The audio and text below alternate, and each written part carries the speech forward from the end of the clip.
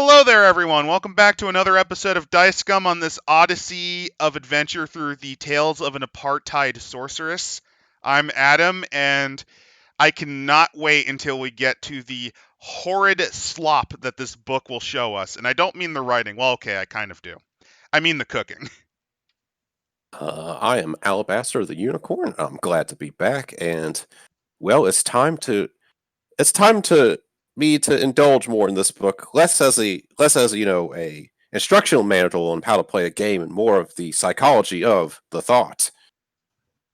I'm the Diopsid, and I'm still trying to wrap my head around the fact that this is an official D&D product.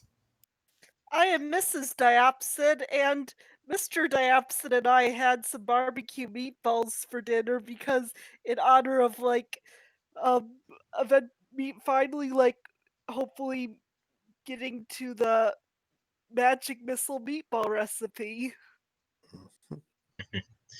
And I, Greg, have returned from the depths of hell. Don't expect me here for long. I've got other business to do, but I'm always here for a friend if they need me. Oh, I cannot wait until we read about those horrible jelly meatball things. Do you think there's an entire layer of hell that's just that jellied meatball? Is that where the layer of gluttony comes from in Dante's Divine Inferno? Nah, but it's probably an element of it. Maybe it's mixed in with the mud in the gluttony realm. God, just imagine I just imagine a plane of nothing but jelly meatballs. A demi-plane of jellied meatballs. It's right next to the tapioca dimension. Yeah. Both will destroy you beyond recognition. Well, anyway, Both are terrible paths to diabetes.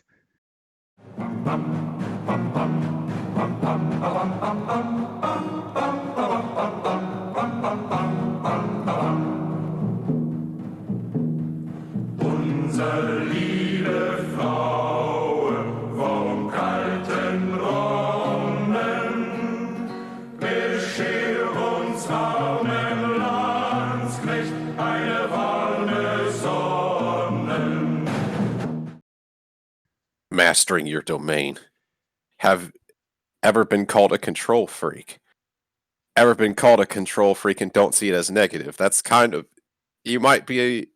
that's partially sociopathic. Yeah, a Do you little like bit. telling people what to do? That's kind of a big trade-off. That's kind of a big ticker right there.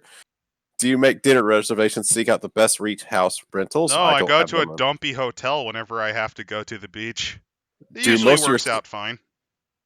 Do most of your sentence start off with "you should"? No, it's more should be "should you." Do you know the singular best way to make a pomegranate martini? No, I'm not an alcoholic. Does it piss you off when your friends don't heed your fashion advice? No, because I'm not so vain. Do you wish sometimes you could send your pals into a dark, dank dungeon with only a handful of tinder twigs and a miner's pick and drop a platoon of dire rats on their game? What No, the I'm not fuck a is she? The Green River Killer? not a tin pot dictator. Then you, my scheming and somewhat scary sister, have all the makings of a wonderful tin pot dictator. You also or dungeon. probably have some bodies hidden in your basement and or around parts of the state. Yeah, I don't think she's a really good dungeon master. I really am not looking forward to reading how she DMs. Kind of horrified. This'll be interesting in the Chinese sense. Some might argue that the Dungeon Master is the most important element of a D&D game. No, that's the group you work with. Without a DM, there'd be a handful of players just sitting around jerking off. That's not what the book says, but hey. Yeah, I guess that's important. The Dungeon Master is the equivalent to the soap opera writer. What, do they just rip off plots from the last time they reused the plots? Because if you really look at a soap opera storyline, they pretty much reuse the same written script that the writers who have been long dead from the 50s to 30s wrote, and then they just reuse them. They just change the names, or they have it be the next generation, or add a twist or two. I mean, that's a large chunk of that DM stories where they just ape their favorite properties badly. Yeah, then they try to railroad you, and like if it doesn't like match how the anime went or something, then like they get really mad and tell you can't do such and such. Is Shelly It's gonna the thing. force her players to play a campaign of The Young and the Restless? Oh Oh my This God. thing goodness. is like you're literally making fan fiction. What do you expect?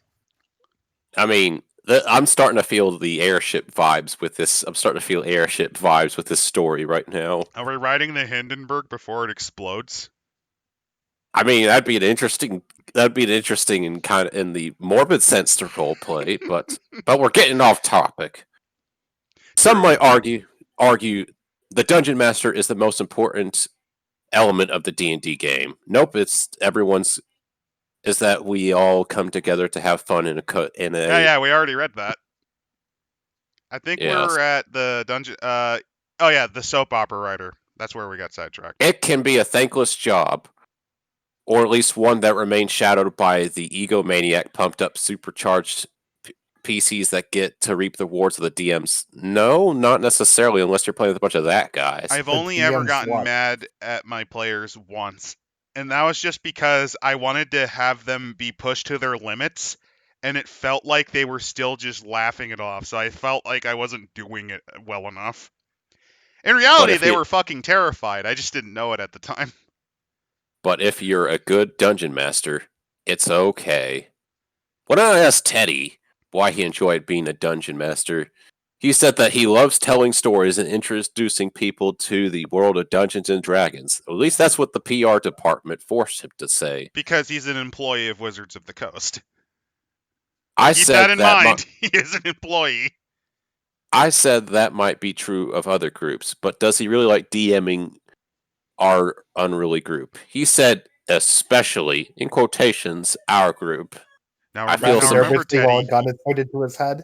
Now remember, Teddy. You have to say that you enjoyed managing them because we're writing a book about her experiences. I'm just envisioning he's like in the HR department. There's like a sleazy looking HR rep and like one of the higher ups. He's nervous because he's just some guy. Oh, okay. Actually, you know what's really fucked up? Despite them all being employees of this company, not one of them, aside from Armando and Helena, actually played D&D at all before they did this. I mean, that's pretty telling about Isn't that fucked up and weird? Yeah. I think why. that kind of explains the decisions made now. I think not a one of the people at Wizards actually plays D&D anymore, aside for playtesters, which they then fire, obviously. Why? Well, Because it's for the like most video game companies, where you pay people literally as low as you humanly can and then get rid of them once the product is out. because for the most part, we're all new and ask a lot of questions. Our characters are fresh faced and coming into personalities like babies who discover the softness of a Chanel and musical choo choo trains for the first time. That's autistic.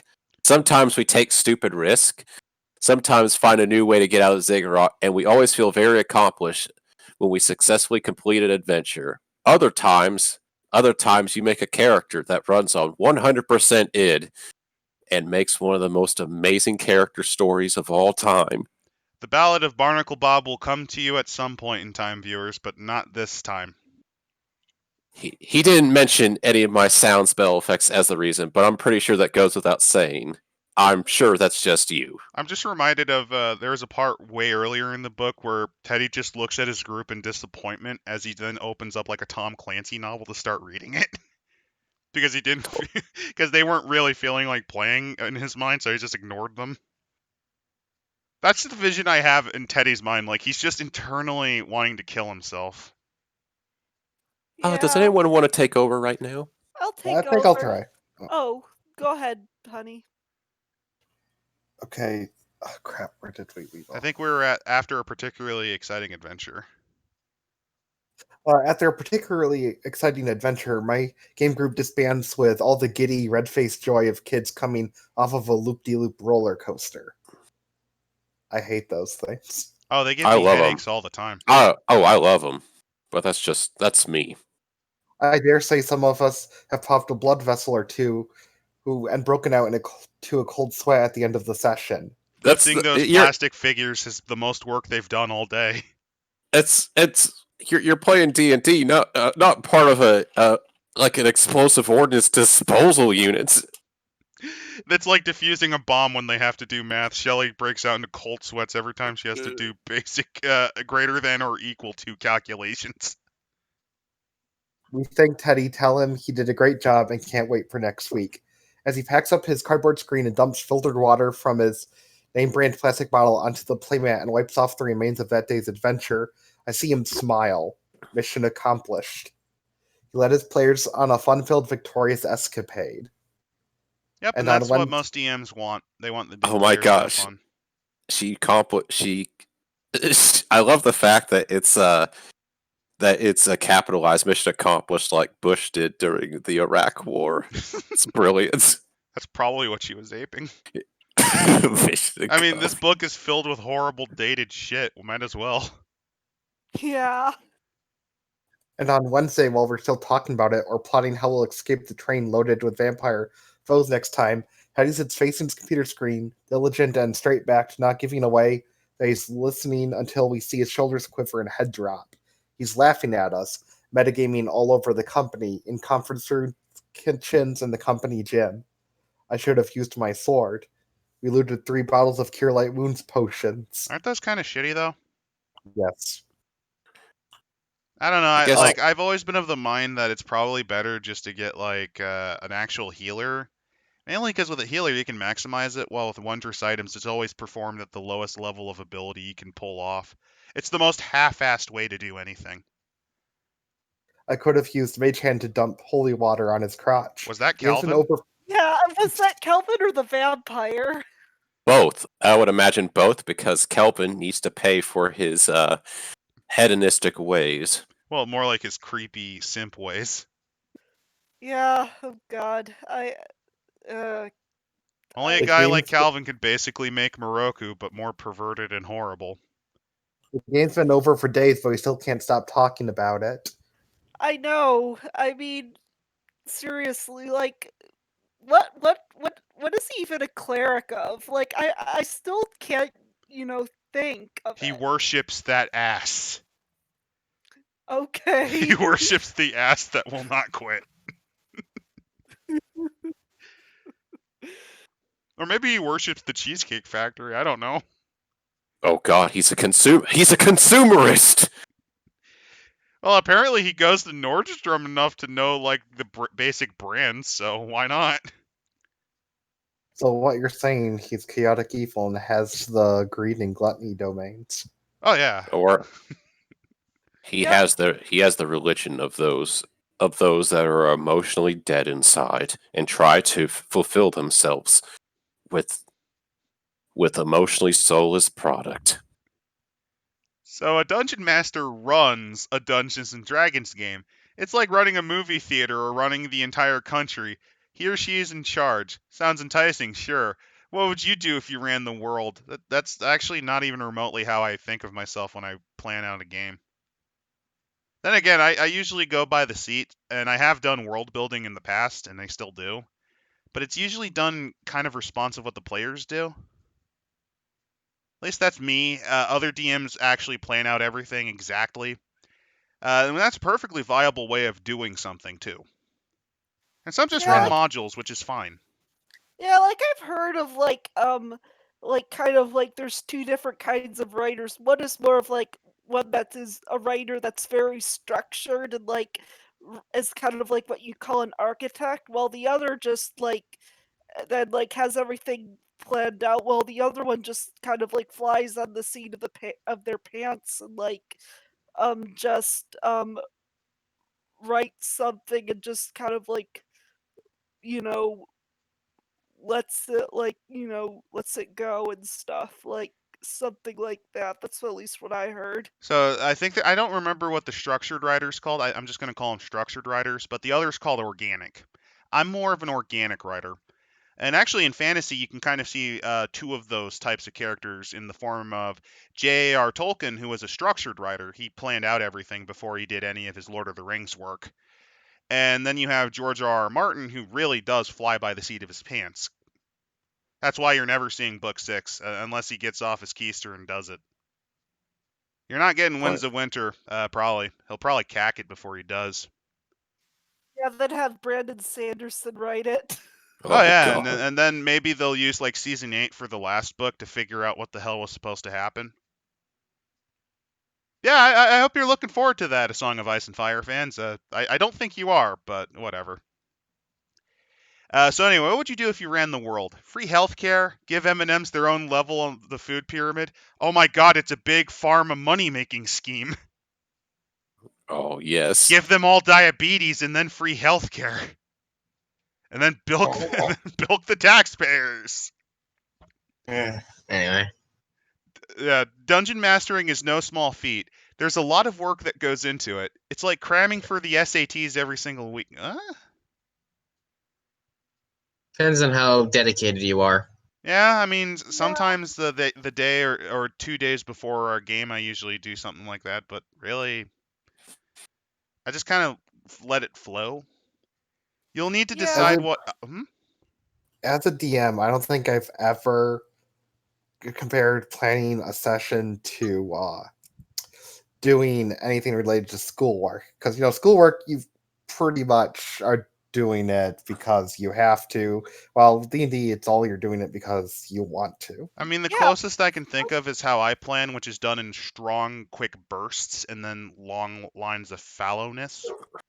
Yeah, like it's supposed to be fun. Yeah, like I tend to cram it, but that's just how my creation works. I tend to be very frenetic and quick for the first couple of days, and then I'll let it lie for a while until I regain my passion or my interest draws back in. At least that's how I work. Everyone works differently as a creator. So that's not really a good analogy for everyone. You'll need to decide what obstacles your PCs will face and how they can overcome those challenges. What danger awaits them as they embark on their paths? An army of calzone golems led by evil Chef Boyardee. I should point out about how they can overcome those challenges. Players will always surprise you and come up with some off-the-wall way to solve a problem that you didn't think of yourself. Yeah, that would be like Yeah. this. I mentioned it in a story time a while ago with Fort Schmerzen. I didn't expect my players to do that first. Yeah, like it's always good to reward them. Oh, and Randall was certainly not expecting the Frog God. Oh, good. Slamming a meteor onto the planet was very rewarding. While all the while, while the other players chipped in to make one character go fly like Christopher Reeve's Superman. And the other one just said fuck it and went to another dimension. He's just opted out. Oh, God. What will the reward be? You can make up your own story entirely, or feel free to run a pre-made adventure that you can pick up at your local hobby store or download online. Oh, look, a little bit of that's the HR guy looking over her shoulder as she's writing and saying, "Shelly, you need to tell them that there's pre-made adventure modules. We need to move copies." That's so embarrassing. You can kind of tell where the corporate suits are going in to try to suggest stuff, and this is that section right here. Yeah, that's such a shameless plug. I admit. You also need to decide what kind of dungeon master you want to be. This is important because you'll get a reputation quicker than my friend Jackie in 6th grade after she made out with 7 boys, including the DJ at the Thanksgiving dance. How fucking awful were your parents? This is 6th grade. Keep that in mind. Oh no, she probably They're didn't. like they're like 11. I know, and it's like the DJ. That's like an adult. I hope to God it was another kid at a party like at school. Oh, it's the DJ. He's like he's more than likely an adult, or at least I hope. Oh God, we're going. Let's for the sake of the book assume that he's just a local. That he's just that they're like at the that this was all done by the 6th graders or all those in the middle school. I'm hoping, but this is a book written by, in the words of Randall, a potential serial killer based on her actions. And one of the other players is apparently a sex pervert. I hope to God the DJ where is was the also 11. Where is the headquarters of Wizards of the Coast? California, if I remember right. No, I think it's Oh, somewhere in Washington. It's on the West Oh. Coast somewhere in some shithole. it explains a lot. It explains why their current ideas just don't work. They're trying to ban phylacteries now. Because one What? of the 3 definitions for it is a storage box that contains the Torah, even though the others are talismans of great magical power and holy scriptures that's And bound like in a chain. phylactery is called something different in Hebrew. I On mean, phylactery is Mhm. actually a Greek word. It actually has the same root word as reliquary, which is a holy item that's usually traditionally stored in a box or in a chain or in like a locket or something. Most fantasy terms seem to come from either some form of Latin or Greek. It's baffling, and I don't get it, but that's modern times for you. I mean, are we going to be banning Gollum because of its Oh God, yes. connection? Eventually, someone will complain about that. Eventually, people will complain about halflings and gnomes because they represent the little people. Or like anything like from mythology Oh because yeah, like kids worship them. oh yeah, it's gonna be a nightmare. So where was I? Oh yeah, the horrible DJ story. We know who these guys were We know who those guys were giving thanks to the next night at dinner. What? What? They're 11 years old, you weirdo. I don't know what I read, but I hate it. Let's just keep going. Yeah? Remember in college when you were deciding what classes to take and you asked around about what the teachers were like? Oh, I didn't do Never that at mind. all. Oh, me neither. I had no choice because my school was so small. I didn't have like options for teachers. Oh, in Never my case, mind. I just kind of went with the idea that if a class was garbage, I could just drop it and then take it again later with a different person.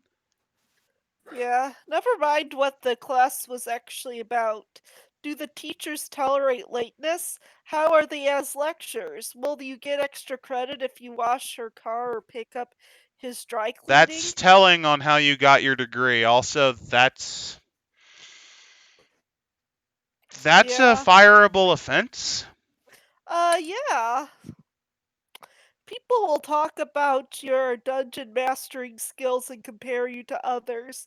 When Teddy told us he'd be gone for nearly a month on vacation, my group decided to look for guest dungeon masters each week. I'm just Finding envisioning Teddy gave them an excuse while he went to a psychiatrist.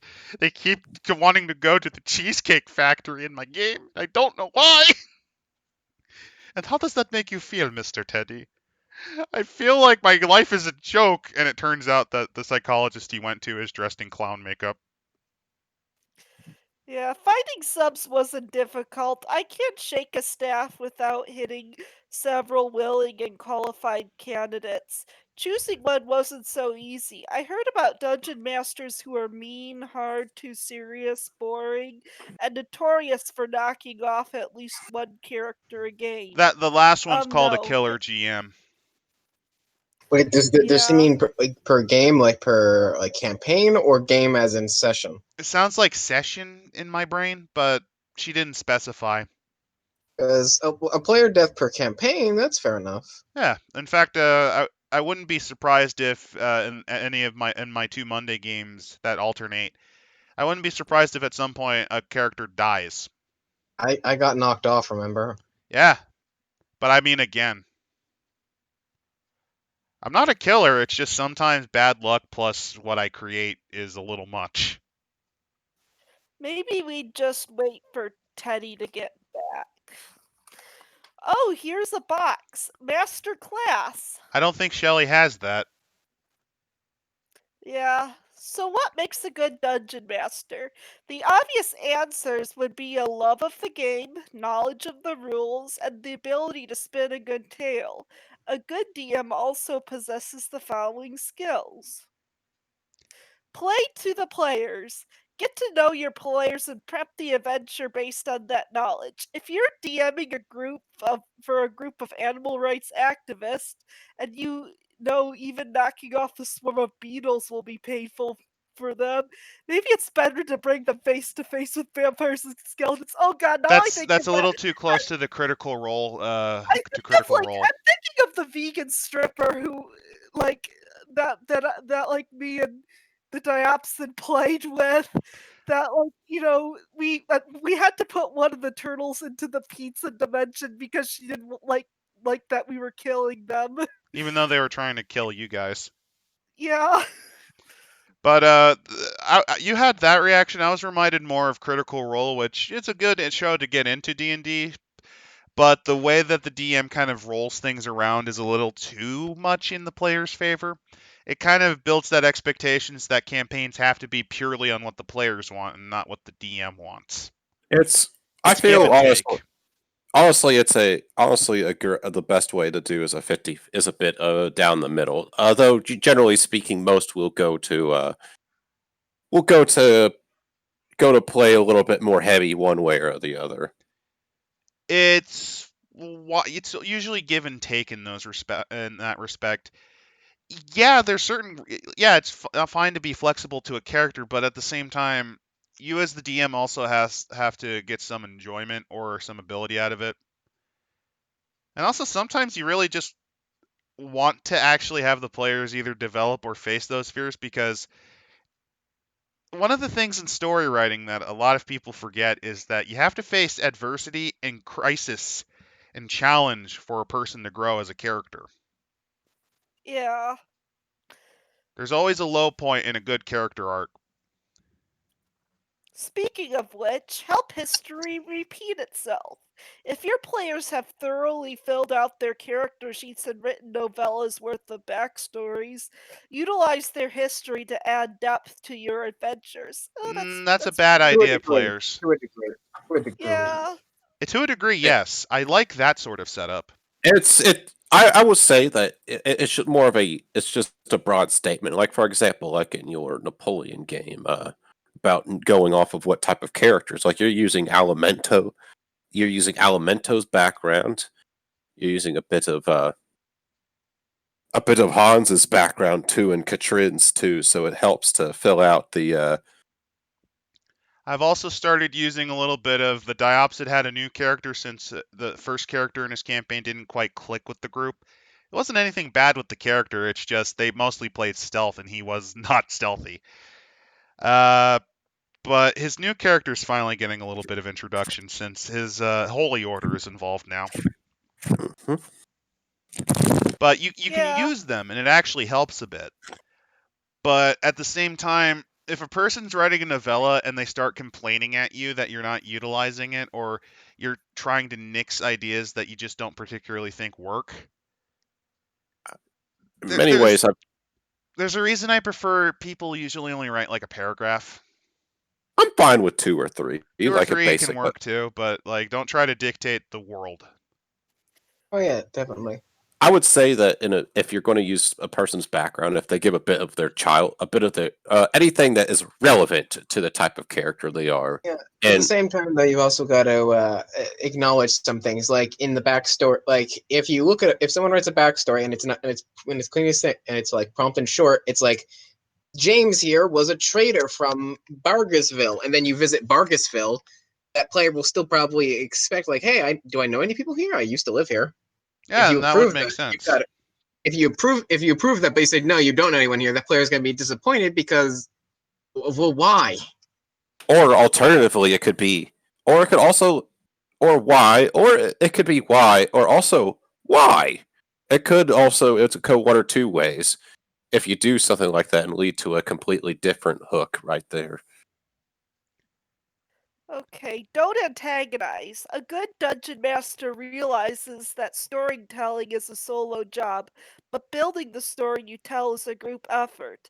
Involve your players in the process. And if oh, I hate this. And if the players take the story in a different direction than you imagined, it's okay to gently steer them back in the right direction. Remember, you can force a character, but you can't force a player. Choo That choo, fuckers. that goes diametrically the opposite of how I usually play as a DM. There are Yeah, DMs that do railroad a bit, and there's nothing wrong with a little bit of it. I sometimes do it too, but I'm usually open about that. I would say that I say it depends on the context of this. I'm not gonna lie. If I do DMing again, I'm probably gonna be a bit more of a. I want to get to objectives I had for you all, but especially if I get into the more the wargaming aspect, where railroading might make a bit more sense since you have much more clearly laid out objectives. It But really depends on the campaign. I'm usually Yeah. pretty freewheeling, especially since two of the two campaigns, one's mostly freeform, the other is not so much. But usually the best way to railroad if you're going to do it is there's usually consequences if you leave things to lie.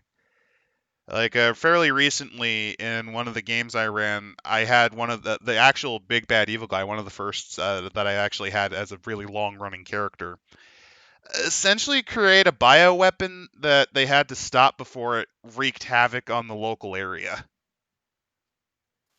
Yeah, like I mean, personally, I usually prefer DMs that kind of like go with the flow in some sense. Like, I mean, but yeah, like I agree. Like, you do have to like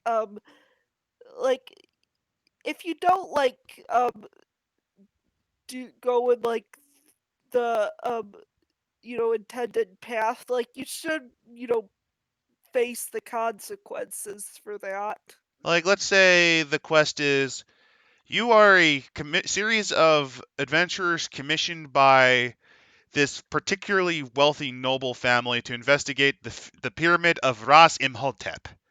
You choose not to do that and instead spend your time gambling away at, say, Cairo. Well, anyway, you get punished by the noble house putting a bounty on your head for embezzling money off of them. And now you have to deal with hired goons trying to kill you. Yeah, stuff like that. Anyways, be honest. If you want to run an urban adventure that takes place in a city where magic is frowned upon and drunken brawling is prohibited, make sure your spell tossing aggressive types know this in advance. Anything the characters would know, it's a good idea to share with players. Fair enough. Like I agree. Like if you have a type of campaign in mind that certain characters wouldn't work with that campaign. Like I know the Diopsid is running Age of Worms in the future, and it's an undead heavy campaign, so like a beguiler would be a good idea. Like that's fair. Yeah, some classes or some ideas or some characters just plain don't work. Yeah, like certain campaigns, and you also have to keep in mind if one of your characters is like exalted, or if you want to play an apostle of peace or something like that, like you have to keep that in mind. Like, don't bring a paladin in a group that you know made mostly chaotic, neutral, horrible people. And conversely, don't bring a chaotic evil rogue in a mostly exalted party. Yeah. And I wouldn't say I would put very. I can put There are Ash. exceptions, but as a whole, talk to the party before you do Yeah, that. absolutely. That could also cause problems. Like if you're planning a campaign, you think it's just gonna be a normal thing, but then you notice everyone brought evil characters because you didn't inform that. You on the game day, you either got to cancel the game or you got to change your plans. I love for the fact, like I said, that's because obviously leading back to one of the games that is, we do have a game where we have a chaotic. It's mostly chaotic and neutral people, but there is a good person and there's also an evil person in the party. But it's something we had to work out, obviously. Pretty much. yeah. Storming your castle. Want to treat your girlfriends to an evening of Dungeons and Dragons? Great idea!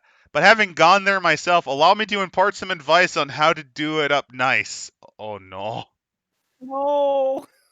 First rule, make it a surprise. Oh, that's a fucking great way of doing it. Like you're That's setting up that's one way to make you lose your friends. Oh yeah, like imagine you're going to this party or you're going to this like event you're supposed to hang out, and then this motherfucker pulls out a GM screen and a bunch of minis and dice. You have no idea. You've never played this shit, and you're forced to witness this in front of you. Yeah, something like that. Like, or Actually, I have a great question. Diopsid, what would happen if you went to like a group meeting or something with some friends, and they just immediately start pulling out like Warhammer 40k minis, and they start setting up a battle mat, and they expect you to play? What would you do? I'll fade out of existence like Squidward did that one time. See, never make an event like that a surprise. It's one of the quickest ways to make people run away. yeah.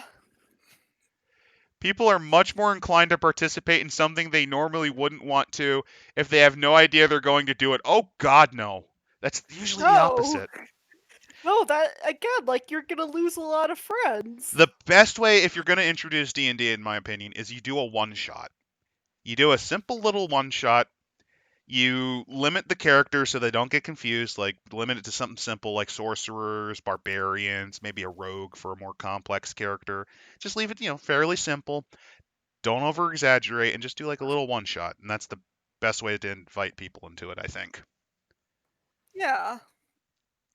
I have no idea they're going to do it. After high school and a particularly traumatizing gym class, I promised my athletically challenged self I'd never hold a baseball bat again unless it was for self-defense. Oh no, Shelly has dangerous lumber. Several years later, I found myself swinging the old white ash stick at friend's 4 years old birthday party. Oh no. Banging the snot out of a paper mache SpongeBob. Hey, there were Butterfingers inside, and if I left it up to little Tyler, he'd be able to drive to the store and buy me a bag before he busted that thing open. The point is, much to my surprise, when the bat actually makes contact with something, it can be kind of fun. Oh, so she just gave up baseball or softball in this case because she couldn't hit a fucking ball. You do know batters on average only do what, like 1 out of 5 times? In fact, you're considered. In fact, you can get. You're You're pretty good absolutely if you fit. do 1 out of 4. 1 out of 3. You're absolutely going to be propelled to the AAAs or the If you can do 1 out or of the 3, yeah, professional. you're amazing. There was what was it?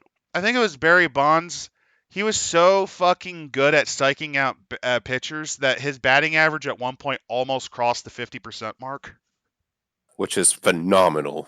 Admittedly, he juiced, but still, the fact that he got up that high, you don't see. Usually, anything over 300 is considered really 300, which in baseball terms is 30% or more, is really good. Mm-hmm. It was important to me to test out my theory. Can a woman outside the typical gamer profile learn to enjoy a game like Dungeons and Dragons? I went right to the source, asking a non-gamer girlfriend if she wanted to come over next Friday for some dinner and a game of Dungeons and Dragons. Her response? Nothing. Crickets. She faded away like dust in the wind. Just a look muddled somewhere between astounded and repulsed.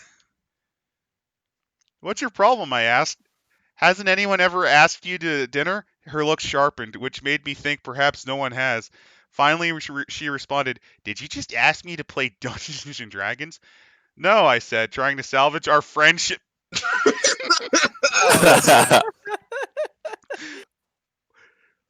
Oh my god, if just mentioning Dungeons and Dragons destroys your friendships. What are you like?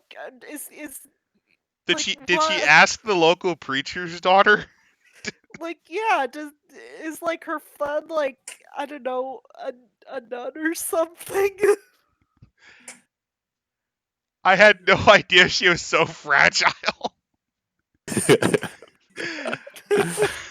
I said, Do you want to come over for dinner and drink tons of gin on my wagon? Wow, I was really stretching, but she bought it. She had to lie to her friend. I hate gin, she said, but the wagon sounds cool. This brings us to our second rule of thumb. Be selective with your invite list. Not everyone is open to the wide world of dungeon diving.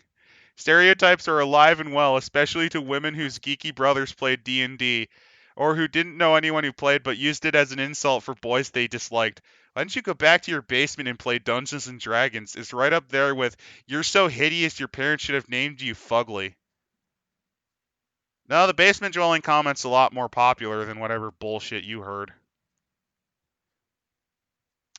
Think about your friends as your fellow adventurers.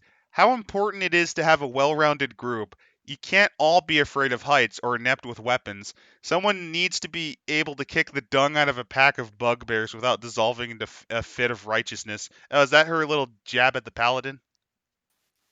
Oh, I don't think she even knows what a paladin is, considering she I don't think she even acknowledges it in this book. Good point. Remember those women from my informal focus group? No, that was like 100 pages ago in a very poorly directed manner. I don't remember anything. The ones gracious enough to share their impressions on Dungeons and Dragons. Oh yeah, is that the one that called you a hooker for wanting to do like role playing shit? Yeah, that's the thing. Like they're like, "Oh, are you seeing someone?" I decided they were primed and ready to take a stab at stabbing the dragon themselves. Plus, I wanted to try my hand at dungeon mastering and figured it was best to practice with a bunch of newbies who had no idea their characters weren't supposed to bite it and reincarnate after every round. Neglecting to share my true intentions for the evening. Oh, that's horrible. That's the worst thing you can do. I invited them over for an evening of dinner and drinks, which essentially is D&D. That brings us to our third rule for throwing a D&D party. Lie! Or rather, leave out some of the details. And that's another tick on the serial killer list that Randall provided me. Yeah, that is seriously lying in any circumstance, is 90% of the time is you know uh, it isn't really good. You shouldn't lie about stuff or be deceptive. That's just an asshole thing to do. Lying in a friendship is like cyanide to a person. Yeah, it'll kill your friendship if you lie. People hate liars. Especially if they get, and there's usually people that are like, but what if you don't get caught? No, eventually you'll fuck up. Lies compound Yeah, themselves. yeah, you have you'll eventually fuck up, especially if it's you know, especially the bigger the lie.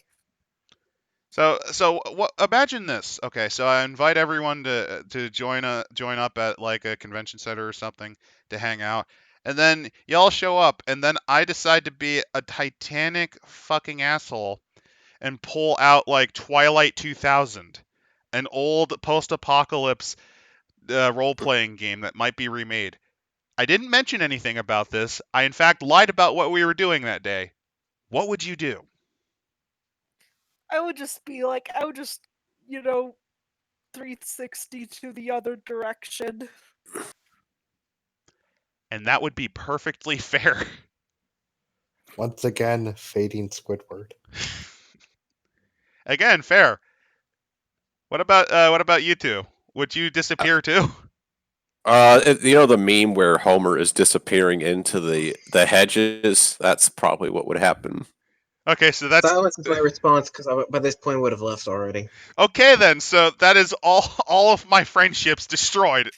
I probably wouldn't talk to you for a few days. I mean, if it was you, we know each other for very long. At first, I'd just be like, "What's?" I'd probably 3 days later be like, "What's your problem? Have you lost your mind?"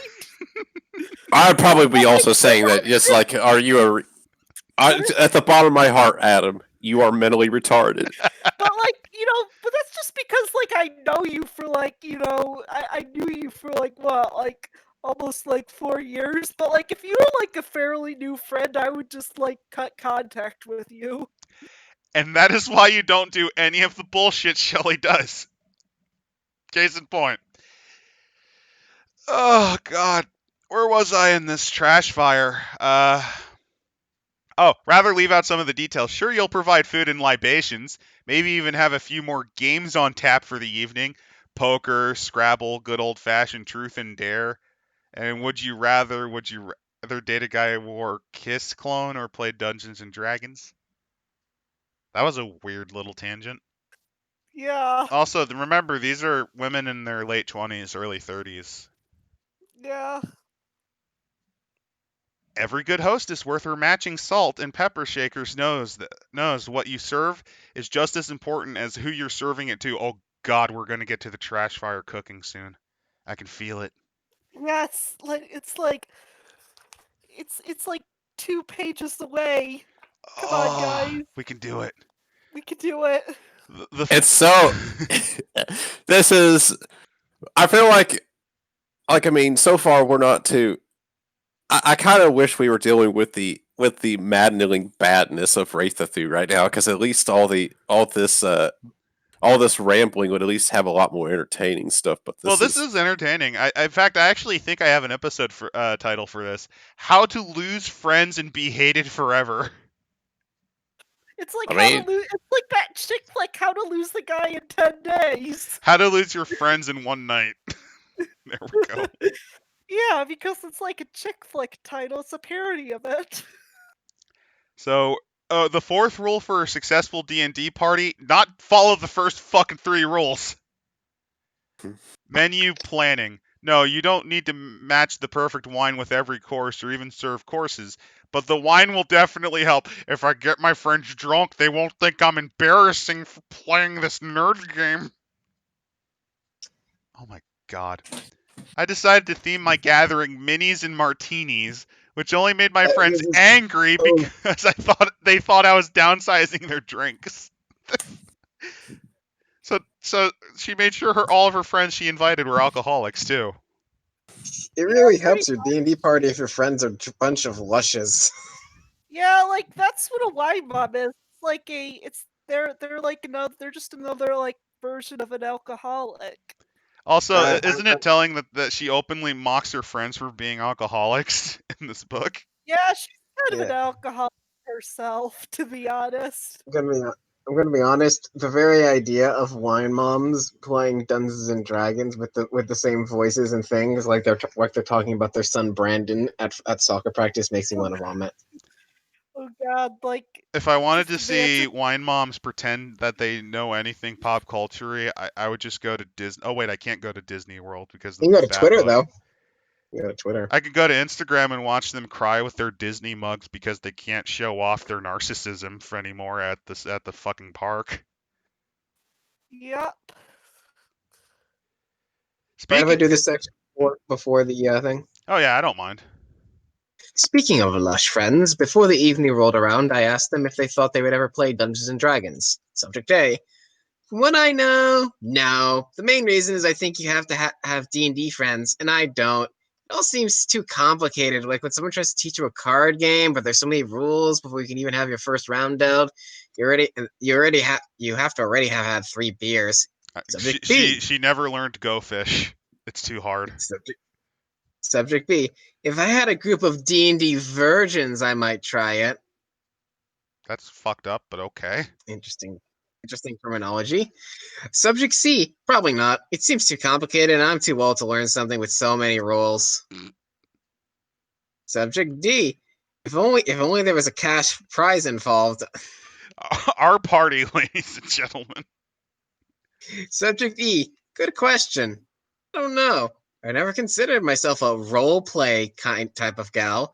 Maybe if I had known more about the game and less hearsay, I would give it a shot, but I refuse to become one of those basement gamer geeks. Okay, 1 second. I'm gonna need my own gin and tonic for this. Martini! Kill me. Be right back. The Fucking alcohol mine. calls. It's okay. Yeah, might as well. Can't say their answers were too surprising. Again, they all come to the same conclusion that D&D is hard. And you need to have a basement and secret handshakes to learn it. Secret handshake. You're not in a part of the fucking Bloods or Crips. What the hell? You're I flashing. have none of these things, but I have high hopes that I'll be blowing all their stereotypes out of the water. And I have high hopes that by the end of this episode, I'll be pissed blitheringly drunk. All right, let's go. Here we go. Oh, that says fitting. Drunker than dragons. To get everyone in the mood for what they didn't know what they were in for, well, that's you're certainly right about that. I tailored my menu to suit my case. Mini pizzas, mini quiches, mini cupcakes dotted with mini chocolate chips, dotted with even smaller chocolate chips. And those chocolate chips have frosting on them, and those were just the appetizers. Contrary to my friend's misconceptions, martinis were not mini. They were Wumbo. They were essential. Alcoholics Anonymous wants your number. Remember, the first step into recovery is admitting you have a problem. For menu suggestions, see the sidebar, one page 160. The martinis were flowing, the appetizers were gone, and the mini cupcakes had left mini chocolate mustaches over our top lips. Any of you fucking wipe your lips, you goddamn. Did they like shove the whole fucking cupcake down their throat like a duck? It sounds like nobody cared. We had They slacked ate like all Jack sorts Scalfani. were having a wonderful time. So there was something to be said for having an authentic girls' night in. No topic is off limits. Oh God, we're getting into some spicy stuff. And no one will judge you if you confess to reading your friend's boyfriend's, your wife's, reading your boyfriend's email when he's in the shower. That's a nice little microcosm into their neurosis. For a second there, is like your wife's. Your wife's son. Your wife. My wife's son is amazing. I guess it's just because. Oh man, I need to get. I guess just because of the crowd that my mind just is starting to fill in the blanks for some of this stuff. Is it bad that I was half expecting one of them to drunkenly confessing to having a neo-Nazi ideology or something stupid? Oh God, when we start getting it, somebody's gonna start to. Yeah, let's. Hey, random weirdos that sometimes watch our videos. Remember, this lady talked about Orange Man and didn't do a 2 minutes of hate in the book. He left it open. He left it. He left it open. He must have wanted you to read it. That's no. I mean, no. You have to determine. You have to read in order to determine its importance before you close it. If you're that paranoid, then is it a relationship worth having? You wouldn't want to lose any half-written emails. That's teamwork. That's no, teamwork in reality, to talk about how your boyfriend may or may not be cheating on you with a far less psychotic and neurotic woman. in reality, it's that if you're this controlling and this neurotic, I'd be like, God, I wouldn't. I'm almost gonna say I don't blame him. And the dating stories from the front lines, beast women encounter every day. The Klingon, the juggler, the juggy, the bad manners. That's the word. I thought it said juggalo too. The juggalo would be funny, but I think the idea is the juggler bounces between women. Prospective suitors have kids. Oh, because we can't have them kids. Limited vocabulary, so you're dismissing them for not being as verbose as you. It's funny, because this is the same person who unironically can't be fucked to do any math more advanced than multiplication. And she demands people have a higher vocabulary level than she does. How vain. Ex-girlfriends in the not-so-distant past. Are you sure these people aren't legbeards? We weed our way through the first dates like a tourist through the African bush. Okay. That's an interesting metaphor. It's hey, this is an apartheid sorceress, so this is all fitting. This is all we need to. No, it's not an apartheid sorceress this time. They're about to commit a genocide like the Germans did by shoving all their ex-dates in a hole.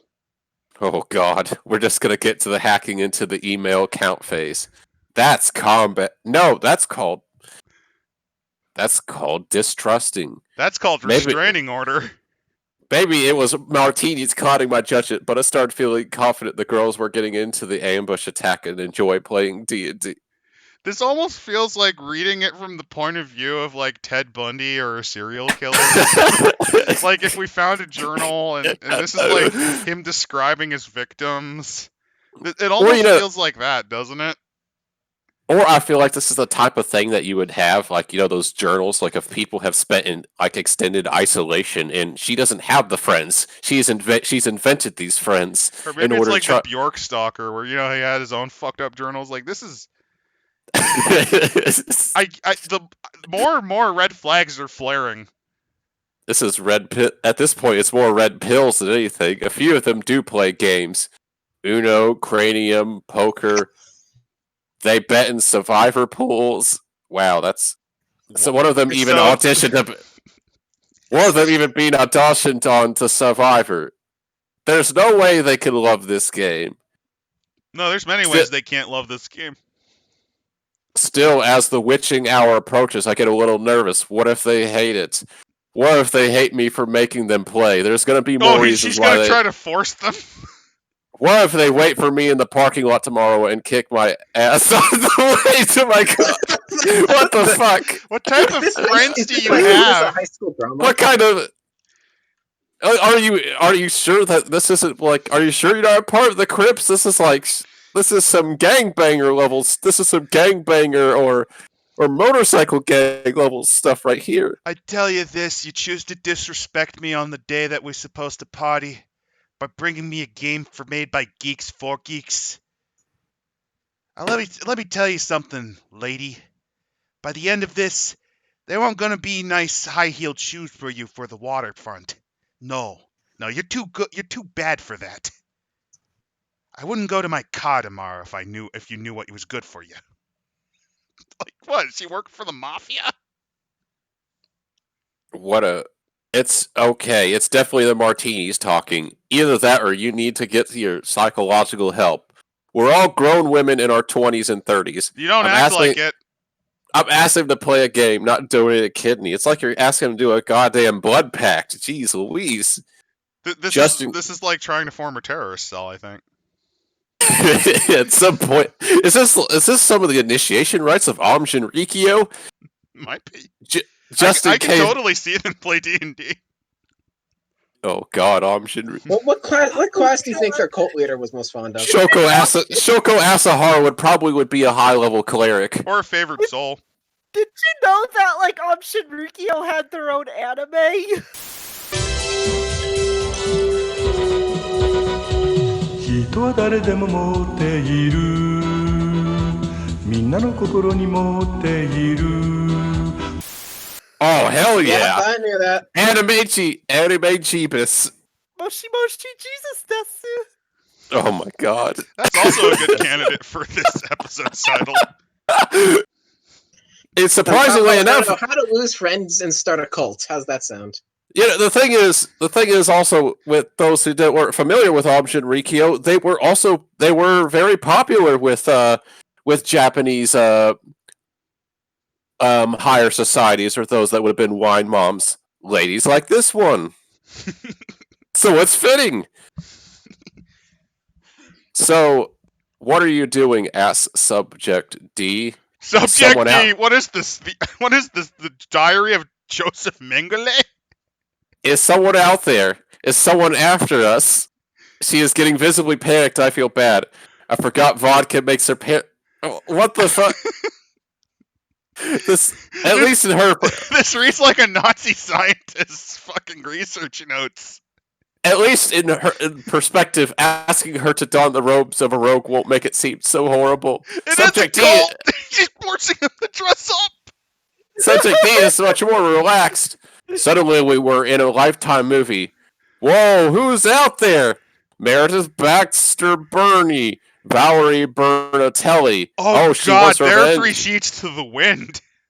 Oh, she wants revenge. Subject B is giddy. I have no idea. She even knew that what a lifetime. I think she laced their alcohol. No teenage daughter. Subject D offers. Subject E is about 3 seconds from writing a screenplay. No, her daughter's husband and her family farm. You met them when you showed up to the city bank to foreclose on the property. Now they have nothing. You have a farm record. Jeez Louise, it's like I am reading a fucking manifest. This is reading like a manifesto. What am I reading? What are we reading? The last words of a cult before they drink the Flavor Aid. This is either that or do a sarin nerve gas attack on a subway. Whether it's the thought of living it up on the stolen farm, me actually being able to steal someone's husband. Wow, bitch. Or Miss Keaton outside my barricaded door demanding retribution. Oh god, this is a cult. My friends are in stitches. Is the situation like basically she set up a soap opera and they're doing like a Jonestown stand in a farmhouse or something? Oh man, that sounds. This is like the Waco siege of Jonestown. Now if you're gonna do a one-shot shit posting one, that's not a bad idea. They clearly have no trouble dwelling into fantasy land. No kidding. I think she laced their beer with Oh alcohol. my gosh! Wow. Well, not alcohol, LSD. You said beer with alcohol. I had a Rich Evans moment. Like, damn, like I'm barely she's drunk yet, and I'm so- already this I mean, disinged. she's so deceptive. Like, I thought, Ugh. I thought, like, she was being like really deceptive, like lying to them. But the fact, like, she laced her drinks, like, what? She laced their drinks. Pretty like, creepy. what the I don't think she fuck? laced their It's like, drinks, but she made sure they were so drunk they wouldn't remember it tomorrow. Oh, I mean, just like a that's rapist would. Yeah, just like a rapist would. Oh god, speaking of that. Okay, as I said, moving into a position of authority at the head of the table. Oh no. I'm very much feeling like an elementary school librarian, so we got some foreplay going on, who is unsuccessfully trying to get our attention by clapping our hands 3 times. It's a cult. Didn't work for her and wasn't going to work for me. I have to confess. I had an ulterior motive for inviting y'all here. Ulterior motive gets the lifetime television addicted crowd's attention. I'm willing to wait for an explanation. They all come with their own, of course. You're moving. You're getting married. You're getting married to Valerie Bertelli's daughter's husband and moving to a farm. Cue exploding laughter. Curses. The stupid farm set them off again. It's always the farm. There's nothing but the farm. It'll all end at the farm. All right, I'm not the most outdoorsy person, but I think we covered. But I do love animals. Why is that hard to see me on a farm? These are the words of a fucking maniac we're reading. None of the above. None of the above, as I say. I'm back in control. They're feeling playful. More than half drunk. That's doubtful. And I haven't even gave them the dessert yet. What the fuck So is she dessert? laced the dessert with booze. No, she laced dessert with. She laced this dessert with like Oh, Absinthe. we're almost there. We're With almost LS at the meatballs. Come on, keep going, keep going. LSD. They're putty in my hands. I've invited you all to play a little game. What Oh, are now you, we're getting Jigsaw? silence. Didn't you hear me? We're playing a game. Games are fun. You like games, right? This is Jigsaw. All right, people. Mama, It's time. Oh, here we go. Mama makes a mean magic missile meatball, and now you can too. Just like magic missiles, these little orbs of delight can't miss. Bless you. What? Sorry. Here's how to make your own batch. Toss the fouling into a crock pot. Okay, slow cooker. Then like a Ninja Foodie or something. Instapot. Well, I- instant pots are pressure cookers. Like, Yeah, but they do have slow cooker, like Yeah, like buttons. crock pot, instant pot, whatever. Something like Toss the falling.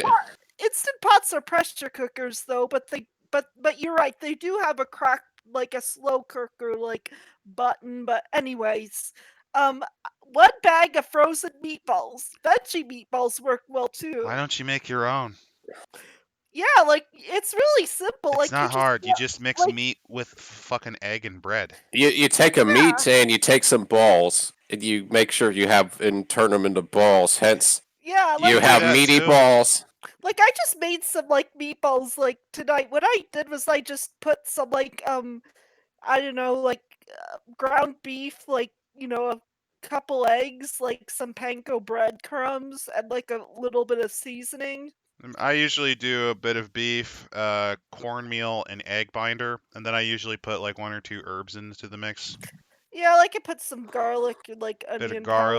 garlic. If I'm cooking just for me, I put a bit of cayenne pepper since I like If mine a little I bit spicy. if I do the Italian meatballs, like I do like some Italian seasoning and Oh, stuff. excuse me. Oh, I'm the one with the alcohol, and you're the one who's. But like when I say I'm gotta admit that I'm drinking as I'm reading this because that's the only way to get. It's the only way to get through this because I read a cult manifesto. I mean, Well, I have mine, but I have my way of getting through the day. But it doesn't require imbibing in alcohol. It just requires imbibing in degeneracy. anyways, 1 jar of chili sauce, 1 jar of grape jelly. Oh God! Like the horrible smuckers. The worst part about this is that it doesn't. She doesn't discern like what size of the jars because there's a You difference. just huck the whole fucking thing in. Like, what does she mean? Like, because like, does she mean like is this like the Costco size like grape jelly where it's like a huge hunking like jar? Like, It's like the gallon jug. You just pour it all in on top of your frozen Swedish meatballs. yeah, like plus like frozen meatballs have different like because like I think like she means like with chili sauce it's the Heinz chili sauce, which is like a really small like, bottle. Crock away for 4 hours, really? Yeah, 4 hours. But like No, it should be seriously, the meat will be done like in an hour. It's pre-cooked usually, unless it's the frozen, yeah, unless it's the it's raw stuff. pre-cooked.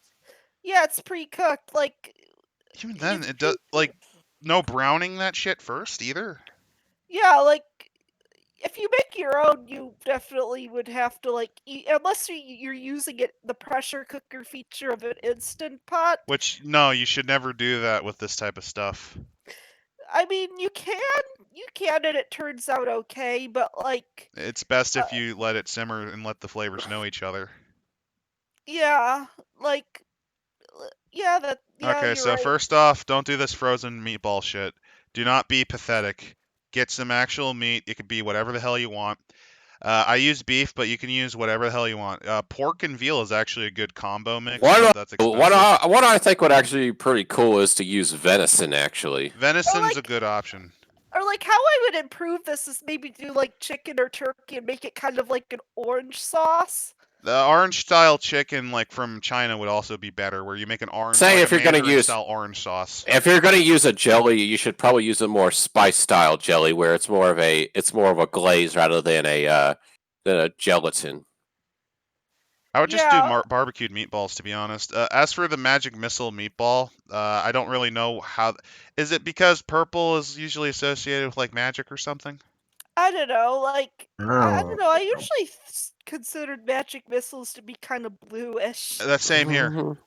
It's Yeah. why I think adamantine always looks like orange. I always like Eldritch Blast was like the purple, purple, and like Magic Missile was blue. So wouldn't it be like a blueberry style thing instead? Yeah, but then that would be disgusting with like chili sauce. Everything about this design is terrible. Why don't you just make blue meatballs, maybe with like a bit of barbecue sauce? Yeah, like when there's actually a recipe on Pinterest for like bourbon meat for like this like bourbon meatballs and stuff. Oh yeah, alcohol is actually very great for cooking stuff. It adds a richness to the profile. And you're not just saying that because you're imbibing in it. No, not at You're all. supposed I'm to cook it off. Yeah. It cooks off. It cooks off eventually, but like it leaves a good flavor. Actually, if you want it to look suitably weird, you could lace the glaze that you're going to be using with a bit of blue food dye, or actually the meatballs themselves, so they look really weird. That's what I would probably have done instead of this nightmare, where you just huck some fucking Swedish meatballs you got from the IKEA, a random jar of Heinz, and then like a big jug of Smuckers, and just kind of say fuck it and let the crock. It sounds like it sounds so lazy. It's not like a DSP-esque style recipe. Oh, good. Could you just imagine Jack doing this? This just sounds like a Jack recipe. Hey there, guys. But still, even 4 hours would be undercooked. Well, no, if it was Jack, he'd only do it for like 10 minutes in the Ninja Foodie. Or like, And then he'd fade cut after eating it because it tastes like garbage, or he pretends he likes it by making low cow noises like. Because he's fat. He's fat. Well, he's a glutton, but yeah, he's also fat. Yeah, he's definitely what I'd consider a death vat. But yeah, in conclusion, this Mean Magic Missile Meatball is pretty much like it's one of the worst recipes I have ever read because because the recipes given out are very vague. If she was trying to copy the form of curry, which is the first ever cookbook that was translated in English because it was the first English cookbook, it's similar to that, but the reason cookbooks were vague like that until like the 1800s was because expert chefs showed their recipes to expert chefs who knew what the fuck they were doing. Yeah, like it sounds exactly like a medieval cookbook. Only a medieval cookbook wouldn't make this slop. They would be like, grab your local meats, mix in with a type of binding agent, mix in with one egg, and then bind with ground wheat. Then proceed to mash up fruit and boil down their sugars into a gelatinous subject, and then pour upon top of it. Serve with elements of buttered herbs, or something like that. Yeah. All right, we've established the fact that this recipe is not only disgusting, but also that it utterly fails due to it being beyond vague and rather awful. I'm just now envisioning like a stew made out of chili sauce and grape jelly, with the meatballs like swimming around in the molten. Oh fluid. God! Swimming in sauce. Maybe put it over spaghetti or something. Maybe at this point you might as well just huck in a stick of butter. I don't know. You can't really no, Mamma Mia! You're ruining the meatballs. I don't know how worse you can make it really after that. But still, we have okay. Maybe if she's such a Karen, maybe add some basil essential oils. Then you could probably. Oh God! You can add it. The Italian me wants to say this. Fuck off. Oh no! You are fucking off. The only essential times you should use essential oils is if your room needs a bit of nice smelling. Never use that shit in food. It's toxic. Yeah, that doesn't stop a lot of Karens on Facebook from using it though. Okay. When is that ever? When is being smart ever stopped a Karen? So anyway, subject D in Dr. Josef Mengelé's fucking research note says. Subject D speaks first. What kind of game? You're going to kill us, aren't you? Hey! Subject D. Oh, she's aware. She's one of the smart ones, backing her chair into the corner. Might as well hand me a baseball bat and duct tape to her arms and sides. What the fuck? She's actually... wait, is she expecting her to do that? The way it's written, it almost is like she was contemplating it. Of course not, I say, taking her martini away. The LSD I laced into that. It's a bit too much for her. You want us to kill each other? Oh man, damn, we're getting into spicy stuff. Subject B asked. Subject B asking much calmer than I'd expect anyone to ask this question to be. It really was a movie, Subject E asked. I always said she watched too much television. Me? I'm not the one sitting here storyboarding television's next movie of the year. Which is about a serial killer who murders her friends after getting them drunk. You're being ridiculous, I say. I don't want to kill you all. I want to teach you all how to play a game. Oh, It still sounds an awful lot like Jigsaw. I want to toss the basic game on the table and let the box do the talking to me. My friends look in the corner like they've unearthed some secret treasure. Dungeons and Dragons? Realization sets in and they recoil back like the damn thing. Damn is misspelled, right, by the way, because this is damn I think in the it's supposed context to of... be darn. Oh no. No, that's an M. Yep.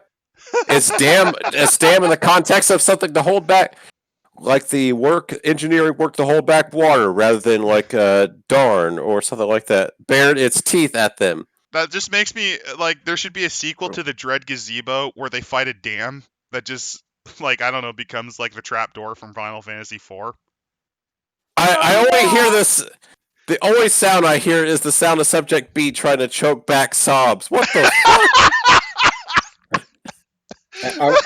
Are we listening to a D&D thing or an SCP thing? This feels like Oh! this feels like an SCP's like research journal. It's like somebody cast repulsion here. Somebody asked, "Ew, what the? Are you in some kind of cult?" Subject D ask. Oh no, she's the more self-aware of the ones. Do you need to recruit 5 more people in your secret web of dungeon slaying before you can win a toaster? You Oh my drank gosh, the. could you imagine an MLM that's like that's like for tabletop RPGs? Oh, Oh my no, god. that's gonna be a thing that happens Oh, now. no. Oh Oh, no, you no. drank the Kool-Aid, Subject E outs.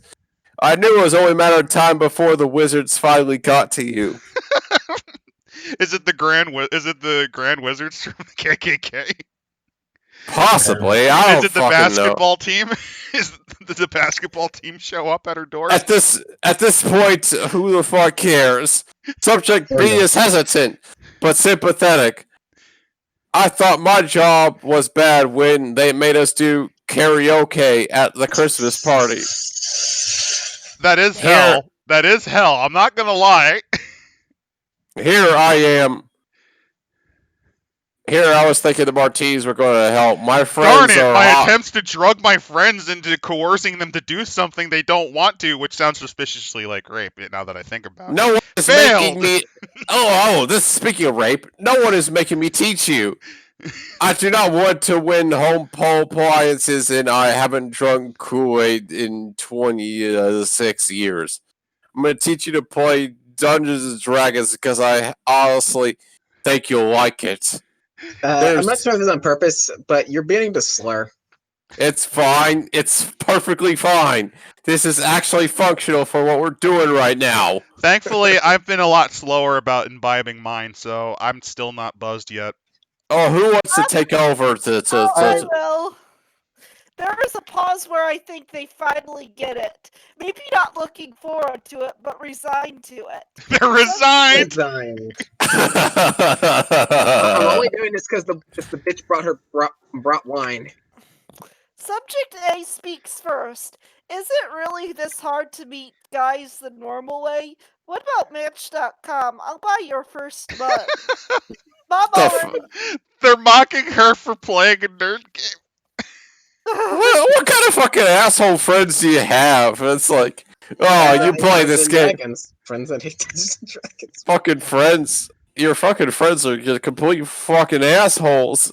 Mom already did it. Nope, not trying to meet guys. If you don't play with me right now, you will forfeit your mini molten chocolate lava cake with organic raspberries, homemade fudge sauce, and vanilla tinged whipped cream. Your call. It's a code word for the fact that it's got Rufalin and Percocet and other LSD type drugs in it. Finally, yeah.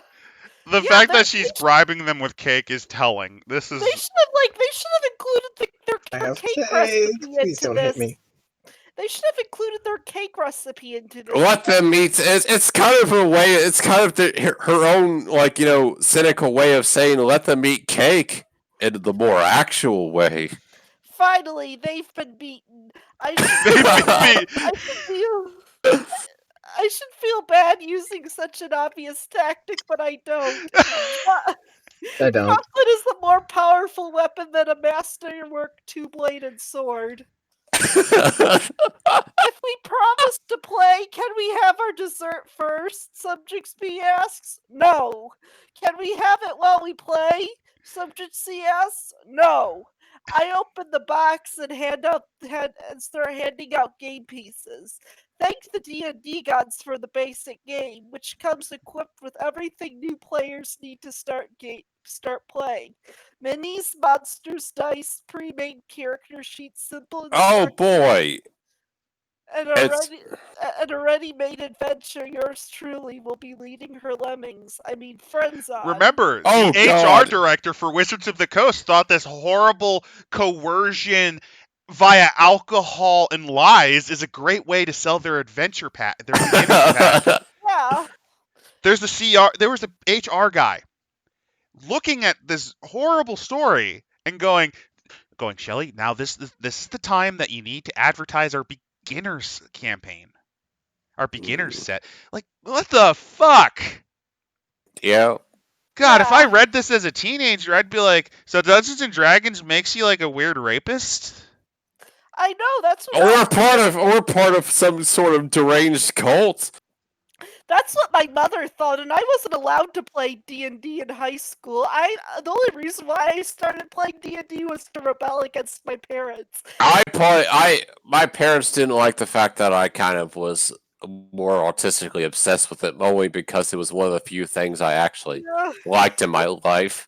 That's what I explained to my parents, that D&D was a board game, and then they realized, oh, it's not a cult. I thought it was a cult.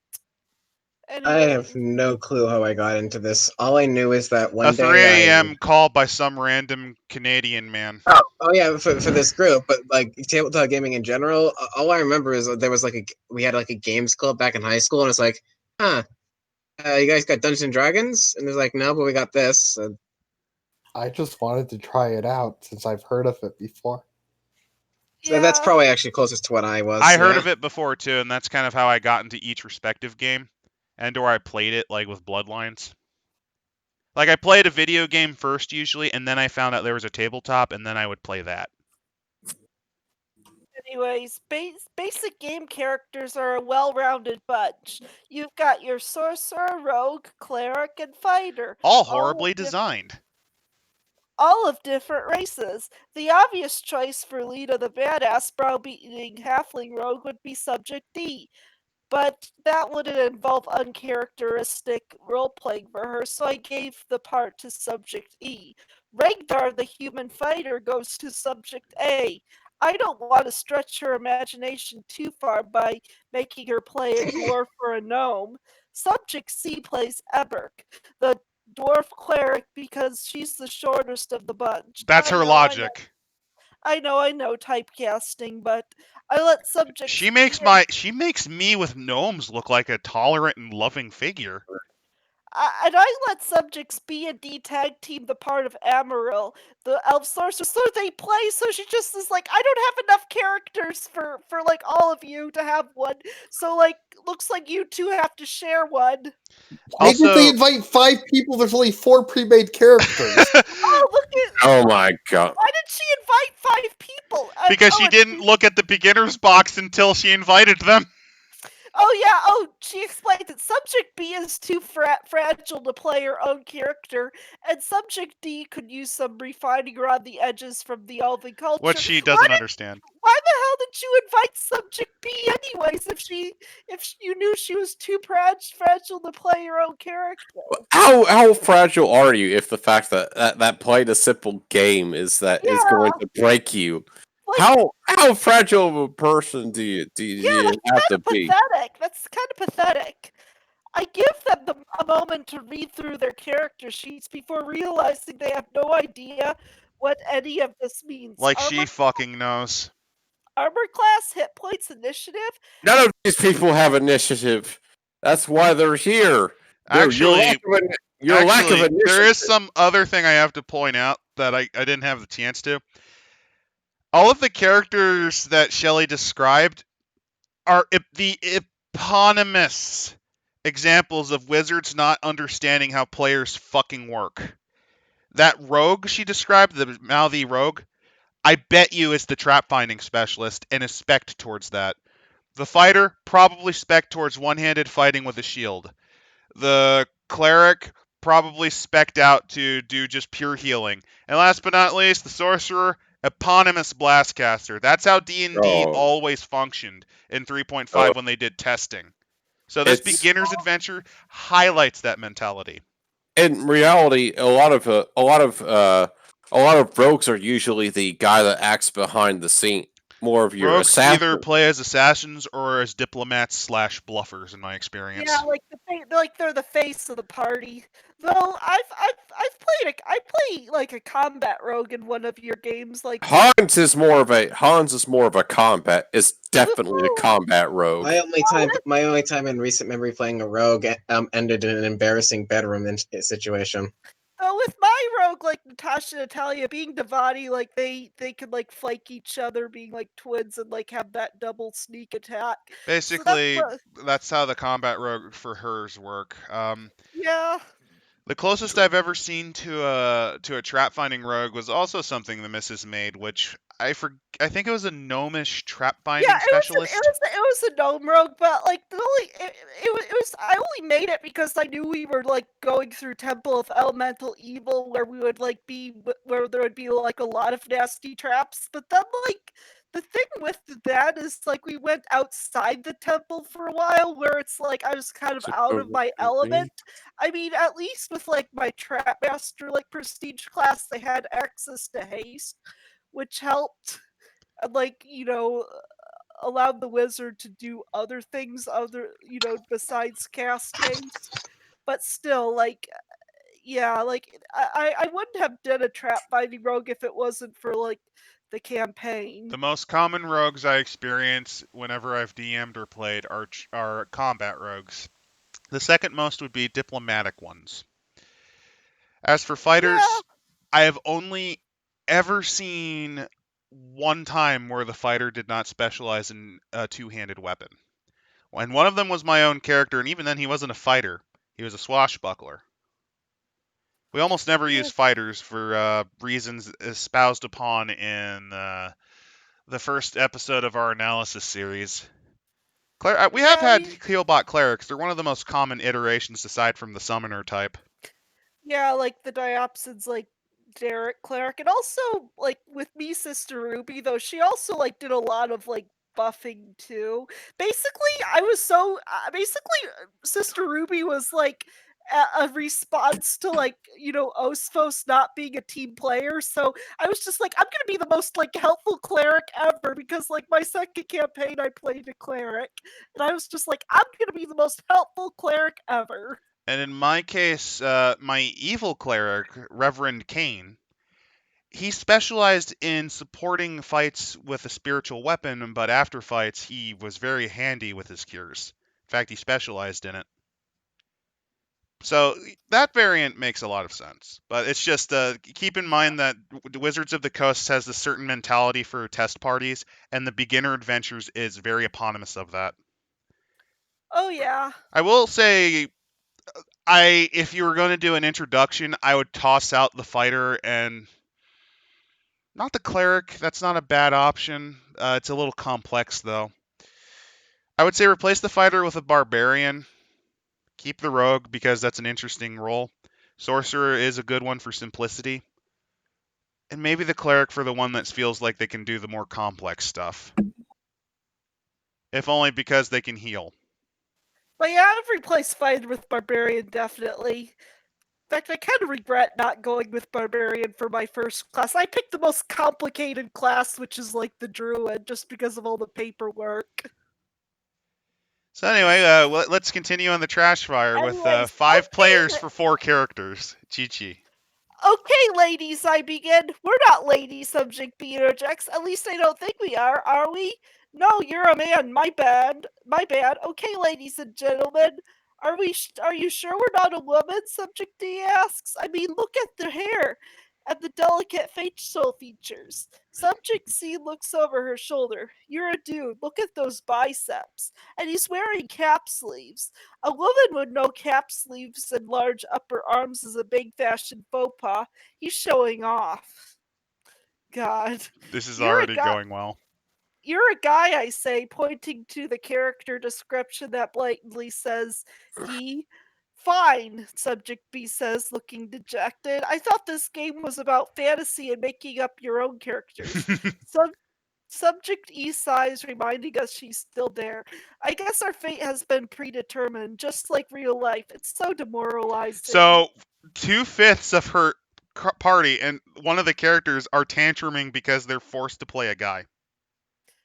Well, you could just Wow. it's an easy fix. You could just say, "Okay, you're a woman now. Deal with it." Like seriously, it's not hard. This is why you don't get very drunk And like women who hate D&D just say in like a you're a room to woman play now and change D&D. your names and just like change their names. It's not hard. I've always found her a bit lazy and lax when it comes to making decisions regarding her future. And I know why. Maybe I should have let her take the role of the fighter. I need to get this game going before my buzz wears off so I can see that Aramil is a woman with large biceps and a bad fashion At sense. least she Okay, realized she had to modify, or else the yeah. weak one and the one whose life is apparently a nightmare don't walk out.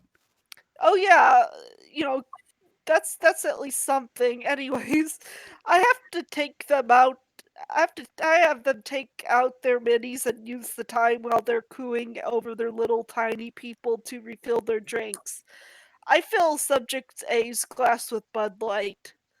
My guy looks so angry, Subject C's comments regarding Eberk, not very dwarf-like. How do you know what dwarfs are like, Subject DX? I'm glad she's not the only one she pesters. Everyone knows what dwarves are like. Subject C answers. Have you ever been to a mall at Christmas? And the most retarded response ever goes to this person.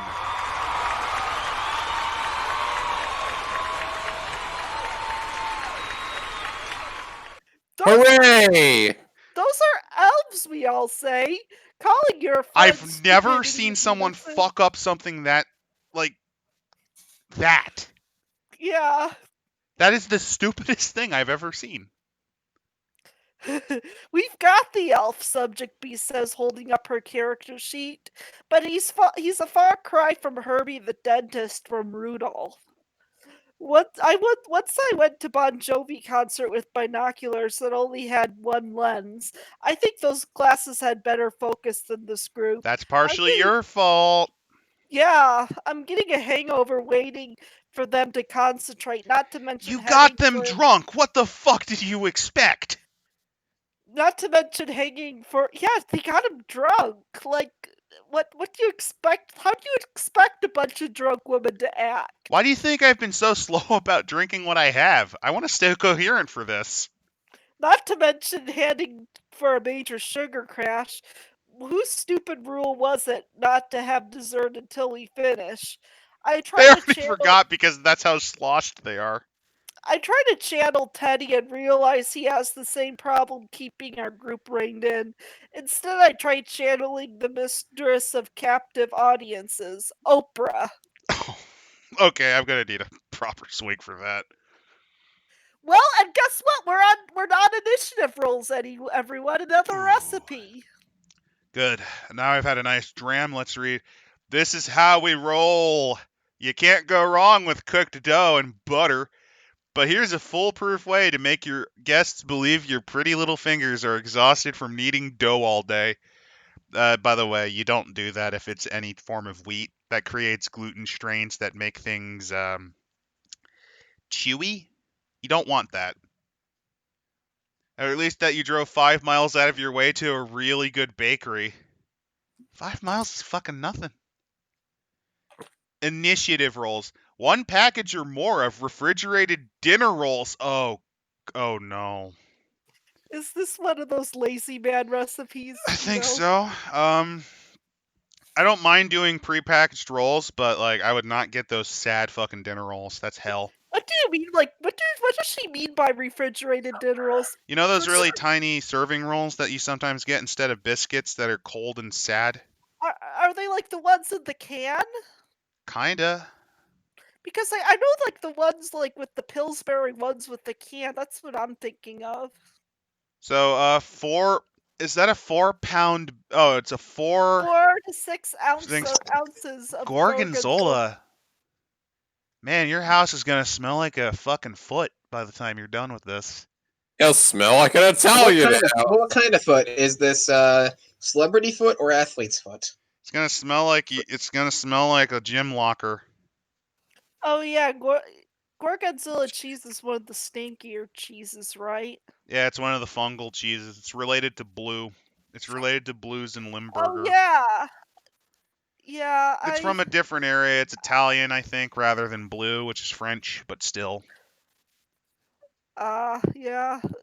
1/4 teaspoon of dried herbs such as rosemary or oregano. Which you're not really going to taste through the fungal body of the cheese. Which Yeah, because like, isn't like the more moldy cheeses like usually have like they stronger have very taste? strong flavors. Actually, I know the Diopsid and you have a fondness for blue cheeseburgers sometimes.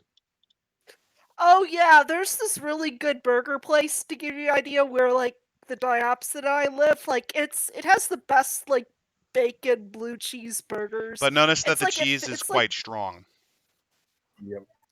yeah, like and the baked and it works with bacon because it adds that little extra bit of saltiness. And bacon And has a particularly strong flavor. You need very yeah, strong flavors if you're going to have a strong cheese. yeah, but yeah, now you're making me hungry. Yeah, rosemary and oregano are not going to fucking work for this. Nope. 2 to 3 Oh, tablespoons of chopped walnuts, huh? yeah, You're not well, going to really taste that either. yeah. Why bother? It's just You'll have extra the texture, calories. you'll have a crunch to it, but you're not going to really taste the walnuts over that gorgonzola. Okay, bake rolls according to directions. Mix cheese, herbs, and nuts together. Let rolls cool 5 minutes before squishing cheese mixture into center of Just, rolls. bellissimo. Get that hot, oily smell, fucking factory, and pour it into your rolls, into your horrible, squishy dinner rolls that you got at a fucking gas station. I don't And whenever know. you talk about these rolls, I'm thinking about the rolls that I'm thinking about a kind of roll that makes me want to vomit. Well, you know those Yeah, really tiny, crappy bread rolls that you sometimes get instead of biscuits or like a muffin? You know, like it's like oh little yeah, white bread ones. oh yeah, the crappy bread rolls. Oh, can you just imagine? Oh god, like can you imagine like this with Hawaiian rolls, like what The Jack Hawaiian rolls might uses? actually help in this case because it might counter the gorgonzola a little bit. Oh, It's one of the wow. only times I might recommend it. Oh god, because like what And even then, I don't know. I'd have to have the flavor profiles together, and so for all I know, it might make you just vomit harder. I don't know. yeah, I don't know. So you mixed in the gorgonzola, the herbs, and the walnuts, so you get this horrible, oily, smelling of burned foot concoction. Let rolls cool 5 minutes It's like a witch's curse. before squishing cheese mixture into center rolls. Bake for 2 to 4 more minutes or until cheese begins to melt. I don't know about fungal cheeses, but I'm thinking, isn't blue cheese and gorgonzola like a hard Yeah, cheese? they're kind of blue cheese is like more soft, is really soft because you have to be careful, like because what I think what like the burger place does is that they kind of like is like the blue cheese mixture is kind of like frozen a bit so it doesn't like melt too much because to give you an idea, my dad tried to like, make like blue cheese stuffed burgers and like the cheese just all leaked out because it was just a liquid. So Yeah, you but have to be is careful. it the soft type where it just becomes runny like fondue almost, or is it a Yeah, hard type? it's I think gorgonzola is it like blue cheese because It's if it's like blue similar. because if it's like blue cheese, yes, it would be like really runny and like The fondue only like. reason I'm curious is because I know that I think it's like Asiago cheese can be both hard and soft depending on its age. And with hard cheeses, instead of it melting into a kind of a creamy, into that sort of cream that you can use, it more sweats oil out of itself. Oh, So I don't really know what the living shit this would be like. I just imagine it to be horrible. At least with just everything that's provided here. Yeah, I looked up gorgonzola and it does says it's classified as a soft Okay, cheese. so it's less horrible than I thought. If it was a hard cheese, God no. Oh yeah, it would be like that Gordon Ramsay video you saw where he he made like a You're, grilled you- cheese with you're gonna hard see like cheese. this hardened lump that just has this horrible puddle But the ooze thing, off of it. yeah, but the thing is like with again, like with soft cheeses, you also have to be careful, otherwise it'll like leak out of the rolls and just make a huge puddle. Which it's gonna do since she put it in the oven for like 4 minutes. Yeah, that'll just be like a puddle of cheese. A puddle of cheese on those horrible little white buns. The buns will just be all soggy. And I bet. it won't even taste walnut. It'll just be crunchy fungal mass inside your mouth. Yeah. Serve warm with a nice bottle of already herbed olive oil. What, to chug? Are you gonna fucking chug it? Or be adventurous and add your own herbs to plain extra virgin olive oil. Dunk away. Dunk away your hell into the olive oil. Just Dunkachino your way to hell. I hate Yeah. myself for that line. yeah, just Dunkachino your horrible walnut infused rot cheese into a fucking bowl of olive oil. Just cram that shit down and then wonder a few hours later why you're on the toilet screaming, "God no! Why did I do that?" I think that's what Al Pacino thinks every day. You want creamy goodness? I'm your friend. Say hello to my chocolate blend. Oh boy. Oh boy. Why, are you gonna actually make these? No. I'm not gonna make this. I actually was tempted to like do the magic missile meatballs for science, but like Mr. Diopson kind of talked me out of it. Like honestly, Because of its expense? Because, yeah, you could use cheap shit, but no. yeah, like just I kind of wanted, because I'll tell you, I was kind of tempted to do these recipes just for science, but Science! I was talked out of it. That's a good thing because gorgonzola is pretty expensive. Yeah, oh yeah, and yeah. Plus, like, I don't want my kitchen to smell like feet. So, all right, More let's likely get this party started. Well, if you're gonna serve that shit, it's gonna be like everyone's vomiting in your mouth. There's a party in my mouth and everyone's and no one's invited. Is that your thoughts on the horrible pile of fungal cheese with walnuts? Yeah, I'm glad. It's days like this. I'm glad I'm allergic to everything. Oh yeah. I mean, don't get me wrong. A little bit of a aroma like that probably would work too well. I don't work with fungal cheeses like that, mainly because I don't want my house stinking like a fucking condemned outhouse. Okay, we're getting vomity, so we're gonna move on. It's working. Oprah is in the house. Oh wait, no. All right, let's get this party started. You're on a quest to find hot molten lava cakes before the whipped cream is dried up.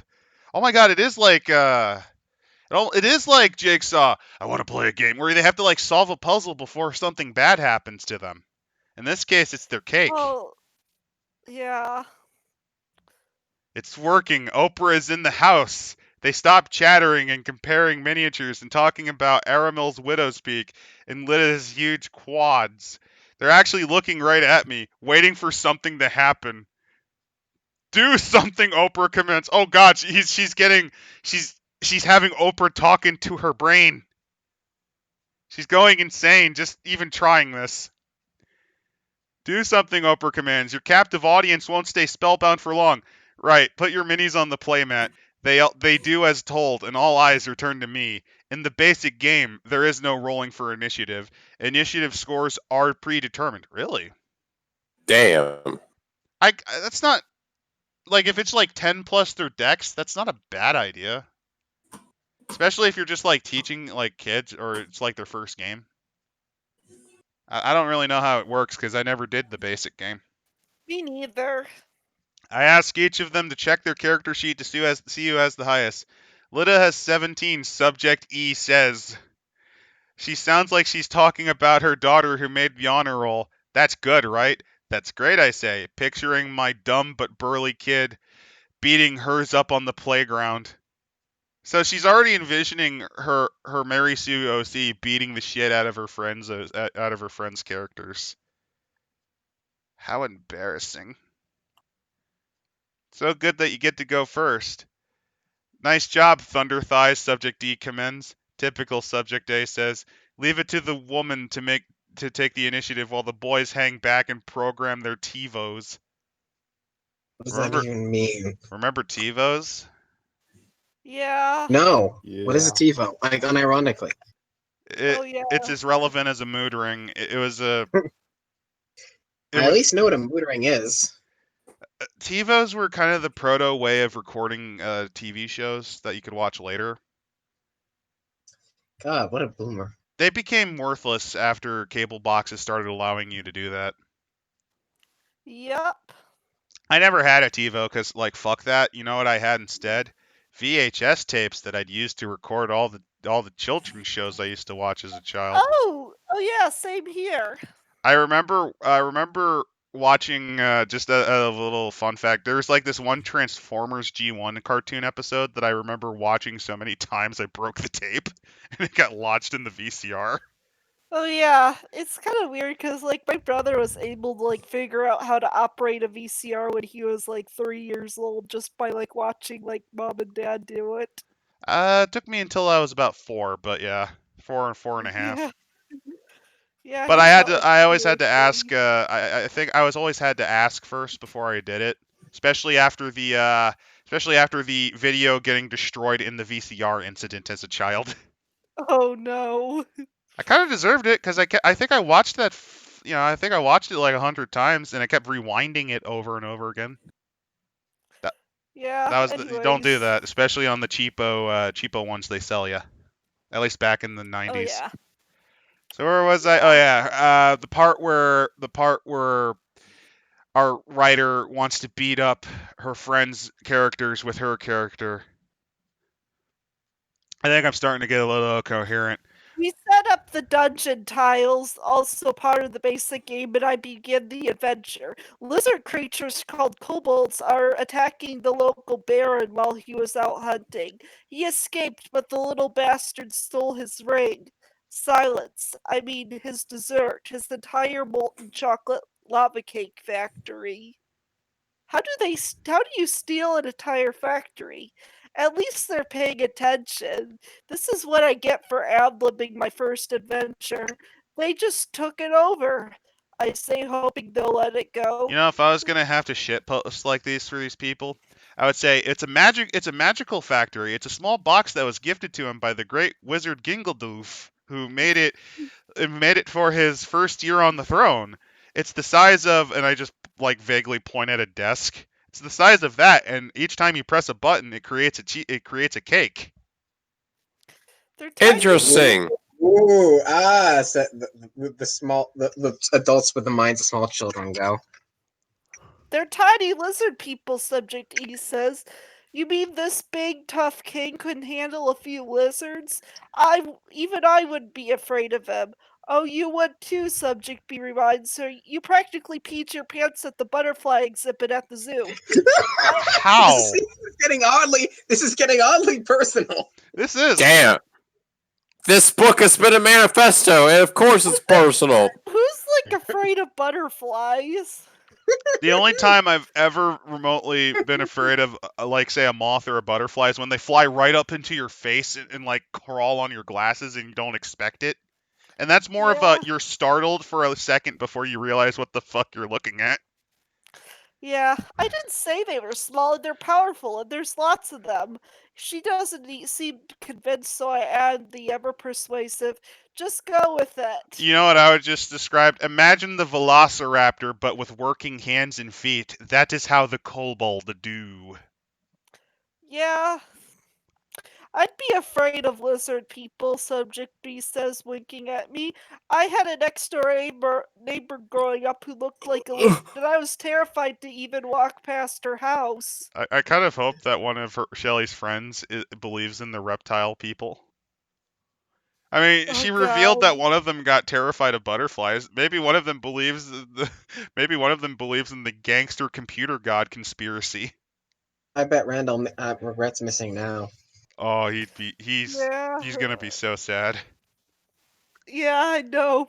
Especially all this like that is like reinforcing that Shelly's a serial killer. Or at the very least, a sociopath. Yeah, I continue. You've heard kobolds hang out near some old ruins that were once the alchemist's secret laboratory. I look up from the adventure and am nothing short of amazed. They're actually paying attention. They can't take their eyes off of me. I'm mentally beer muscling and feel confident enough to veer off my script again. You don't do that if it's your first time DMing and you're using a module. The alchemist has been MIA for years, presumed dead by the evil beasts that inhabit that dungeon. Danger is all around you, but you, my friends, are strong and fearless adventurers, and you're ready to kick some kobold butt. Not a Maybe bad the little intro for people who don't care. maybe the spirit of Oprah is really is running through my veins Oh, because that's embarrassing. it's been 4.5 minutes and my friends haven't launched into one tangent or told me how stupid I am for withholding their dessert until they play a stupid game with me. Their eyes are still fixed on me, and I'm utterly positive we'll be spending every upcoming Friday night this way. It's hard to imagine Oprah saying this, but I add, are you ready for your first dungeon crawl? They're not just ready, they're enraptured. What the hell is on your chin? Subject D asks. The rap spell has been broken and they all clamor to guess what is on my chin. I think you got a zit right before my eyes. I think it's a tomato. I think it's hypnotizing us into playing Dungeons and Dragons instead of watching Sex in the City reruns and eating hot chocolate exploding cake. Oh god, now I think of like the Sex in the City cast playing D&D. I could, Okay. the worst thing is, Can I say this next line because it makes me want to cry? sure. It's not a zit or a tomato or any kind of cool hypnotic infrared device I built in my chin. It's a piece of cocktail napkin and it's enough to keep them quiet for long enough to set the scene. I highly recommend that all new dungeon masters tape something red to your chins. Works like a charm. So her friends are so mentally Brain dead. strange and such sigma level outliers that you have to distract them by faking pimples just to get through your fucking exposition at the beginning. No, it reminds me of babies with the jingly keys. It kind of does. Or a cat with a laser pointer. Or a dog. You can actually even get spiders to chase laser pointers. It's kind of neat. Or fish. It's one of the saddest lines I think in this entire book. That's a high point to reach too. Are you disagreeing though? So we're going to the dungeon, Subject C asks. Are we dressed appropriately for that? Speaking of which, dress for success! Just end my life. Seasons change, but these wardrobes essentials remains timeless. Enhance your attire with the following pieces. Boots of teleportation. Teleport from anywhere to anywhere, everywhere, 3 times a day. Great when you're stuck in... Great when you're having to listen to this book and you just want to alt F4 out of it. You know what's great though? There's a since it's the basic teleport spell, there's a failure chance, which means you get lodged into a wall and instantly fucking die. I think that's the thing that can happen. Celestial armor. I don't usually play with lesser teleport. Diopsid, can you instantly die if you fuck up a teleport and get slammed into a wall? No. Only in my darkest dreams. Celestial armor, lightweight and flattening to any figure, perfect for laying. In reality, celestial armor is perfect for guarding against degeneracy, like this book. Celestial armor is great for stopping people like Calvin from creeping up on you at night.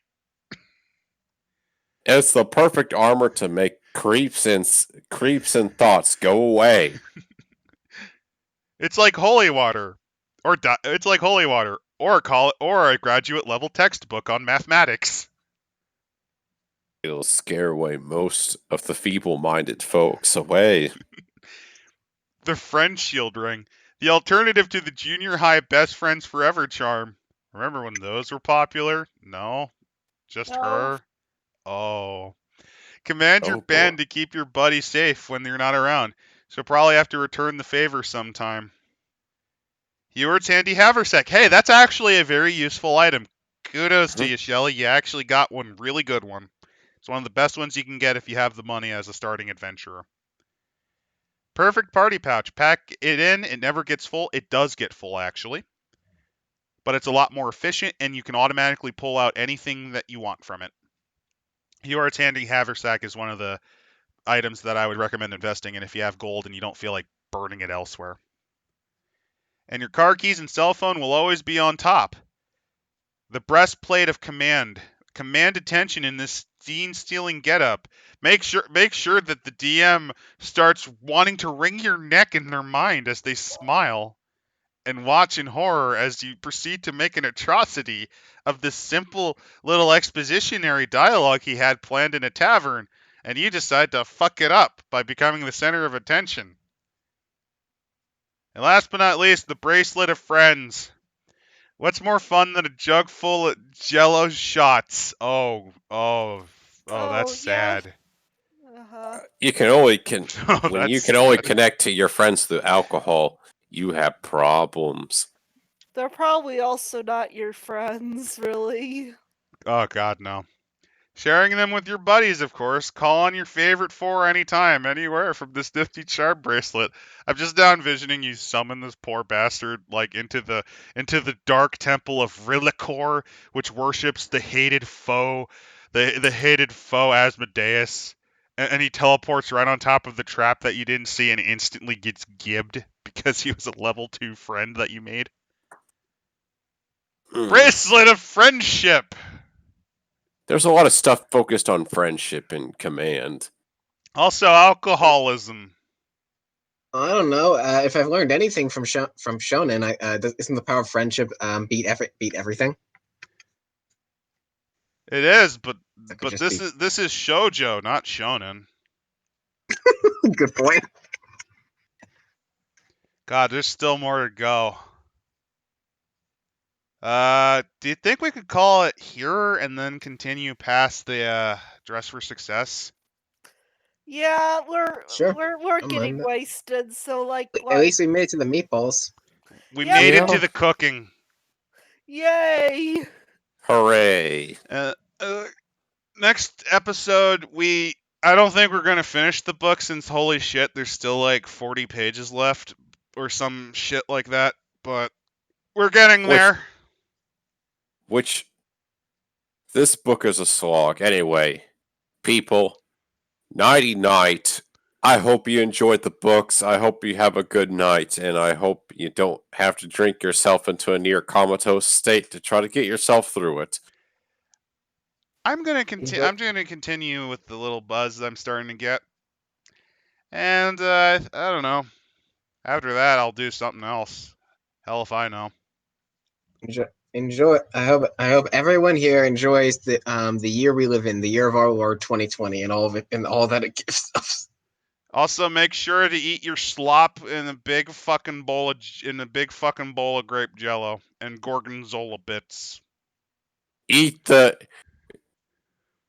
meatballs, bigot. Yep. Have a wonderful night. Yeah. Have a good night, everyone.